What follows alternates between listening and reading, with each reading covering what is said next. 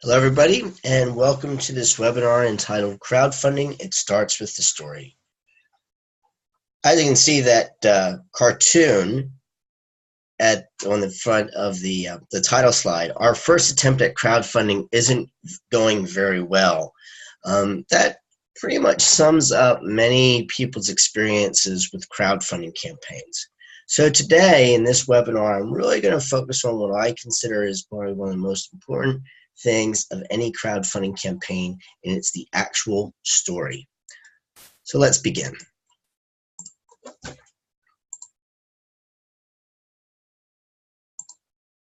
That's a little bit about me. I encourage, or I please invite you to go to LinkedIn, search for my name, and connect with me. I'd really appreciate it, and you're more than welcome to contact me through there if you have any other questions after this webinar, if you go and digest it and you have any other thoughts and questions.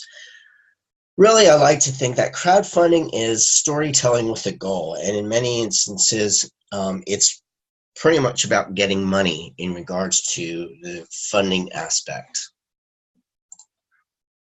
So, I ask you, what's your story?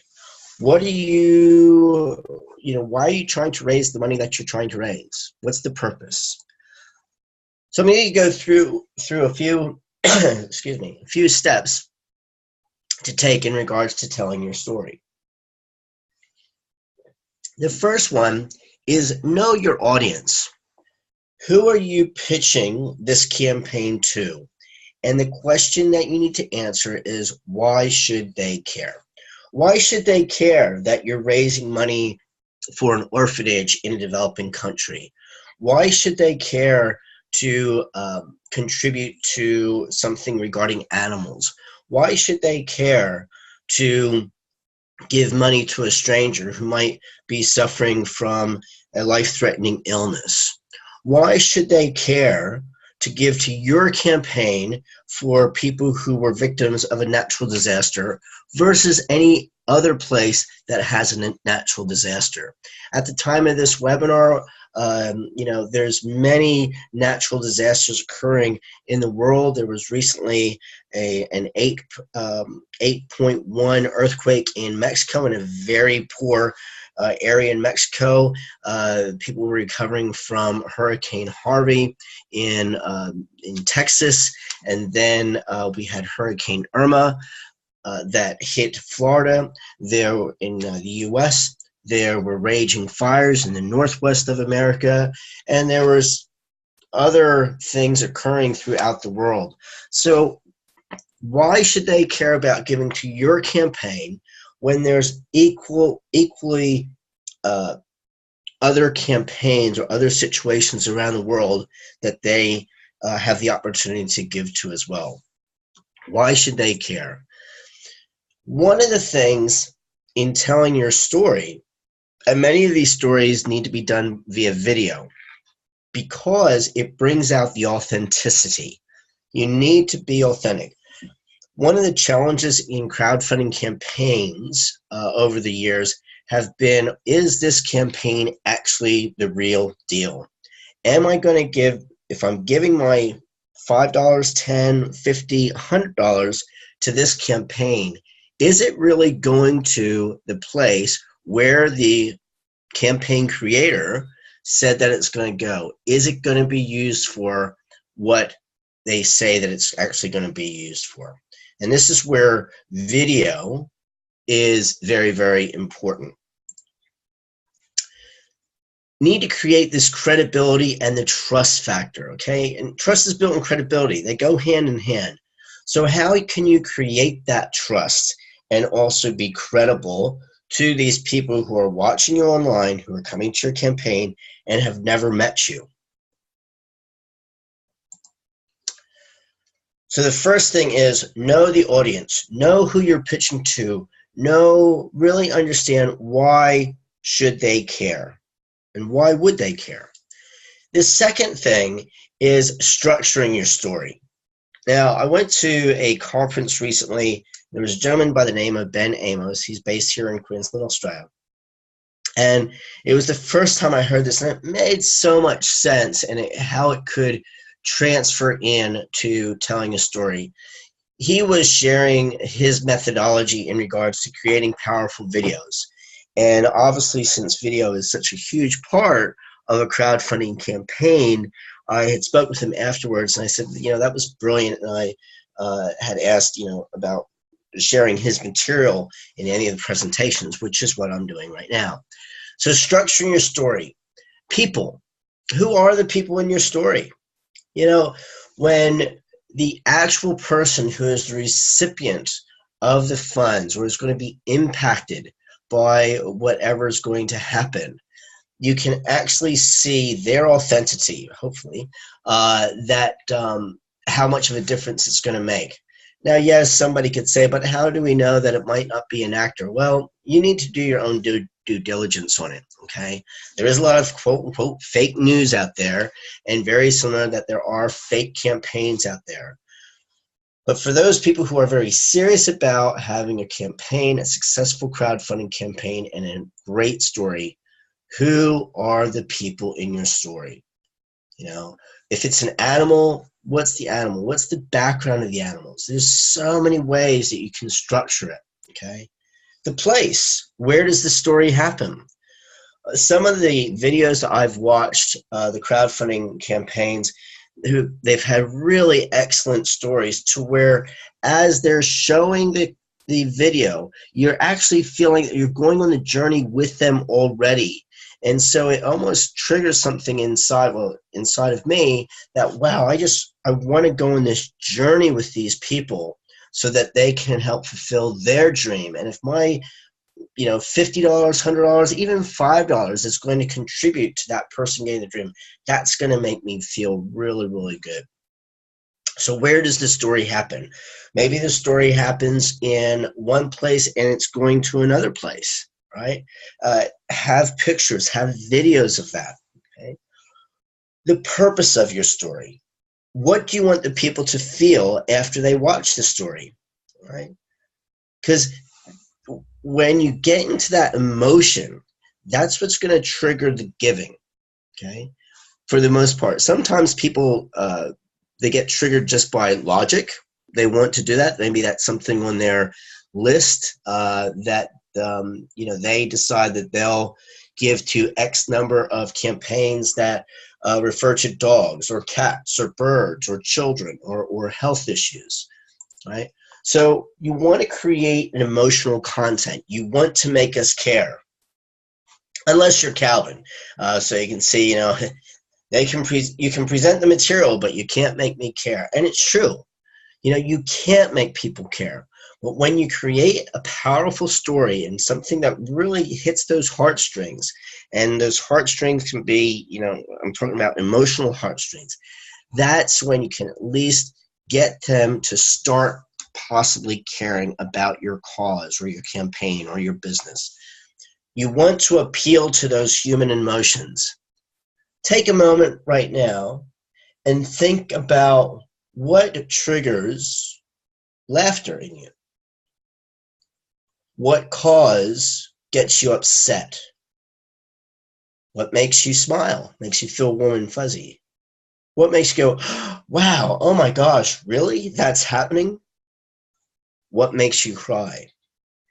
For those of you who are on Facebook, look at various posts that occur and what triggers that emotion in you, okay, to put up an emoji, right? So I'm pretty sure that many of the people on the webinar or even listening to this video afterwards have at some point added an emoji to a text message, to a Facebook post, okay, to something. What was the trigger? What emotion did that really, get to you for you to add that emoji? That's in essence what you need to think about when you're creating your story, okay? Very important. I can't emphasize that enough. In structuring your story, the plot, and this, when I listened to Ben's talk, this was gold. I'm like, oh my gosh, it's so true. So for you movie buffs, and for you that might be creating a crowdfunding campaign to raise money for a trailer or for your for your film, you're going to get this. This is entirely how you do things anyway. Any of you script writers, right? When you're structuring your story, you're going to have a plot, and sometimes there's subplots in it as well. I'm not going to go into the whole thing about script writing. That's not my level of expertise. There's plenty of things out there that you can Google and find out information. But I want you to just understand the essence of it. Okay, it's similar to writing a script for TV or film, and the questions that you're looking at. What are the plot points in the story? And plot points in a film are usually those things of tension. So when you're watching a film, you can see when the storyline starts to take a shift, or it starts to take a turn. You know, the boy meets girl and they're dating, and all of a sudden now he feels that, you know, now he's in love with her, and or maybe some other kind of, and that tension might be, geez, I'm in love with this person, but do I marry them? Don't I? And we all go through this in life. Think about your own plot points in your life, in your own personal story. So bringing that tension in, right? That where people, it's that little turn, like if I'm trying to look for do a prototype for a product, is I went to this, and then we found that the manufacturer couldn't deliver on time, and we had this happen, and then we had this happen. So for those of you who are entrepreneurs out there, you know, we have many plot points in our journey as an entrepreneur, and many times it's called pivoting. If the business wasn't happening in this area, we realize, geez, we're running out of money. We may need to do this, all right? So we have a little bit of tension, and we change a slight direction to unleash that tension so we can move forward a little bit with a little bit more flow. So what's the plot, all right? What's the plot of that, okay? Where's those tension points in? And as I said, I encourage, there's plenty of stuff out there of how to write a script, and you don't need to go into it in depth in, you know, writing a feature film, but you can understand the structure of a story and putting in those various plot points, okay? You know, in a sense, even when you're looking at very simply the beginning, the middle, and the end. The third thing is keeping that story consistent, okay? You know, this is the last aspect and steps to telling your story, is once you know your audience and you know who you're speaking to, and then you're going to structure your story. Once you have it all said and done, you need to keep that story consistent over all your marketing collateral, and also your social media platforms and your website as well. You know, you can take that, repurpose it. You know, that video that you do from the story that you wrote or the script that you wrote, you can repurpose that information into a press release, into various blog articles, depending on how long your campaign's going. If you're doing presentations, if you're you know, doing guest speaking to try to raise some money for a cause, it's just keeping that consistent all along the way. I'm not gonna play this, but this is obviously a very successful campaign. When I took this clip previously, it had 10 days to go. And the most important thing, it's not so much about the actual campaign, but it had a really good story behind it, how they came up with the idea about the bag and the problem it was solving, etc. And you went on this journey of the prototyping and everything. It was very, very clever. And once again, don't focus on how much they created and how many backers they had. It's playing that video, and I'm sure you can still find it. This was a campaign that was on Kickstarter. And I think it's going to play it, which we don't want it to play. This one is here in Australia. This is a local story called Flow High. They had a very, very fantastic campaign. They were looking to raise $70,000. And they raised that within 24 hours, and they went on to raise, obviously, you can see there, over $12 million. Now this story, this video is great. It's a little bit long for a crowdfunding campaign, but they get away with it because it is all about how they tell their story, about how they created Flow Hive, and you just have to watch it to see how well it is structured. And obviously, it was very successful campaign as well. This one was on Indiegogo. So, very brief webinar. Hopefully you got some information on how you can structure your story. When you put this story together, like I said, videos in a previous webinar, I shared that videos basically had 93% successful campaigns when they had a very good video on that. You really need to capture people within the first 30 seconds of your video, because if people are just looking for a campaign, they need to know what you're trying to achieve very quickly. And that's pretty much it. So I thank you very much for your time and attention, and I'm willing to take questions after I close the webinar. Thank you.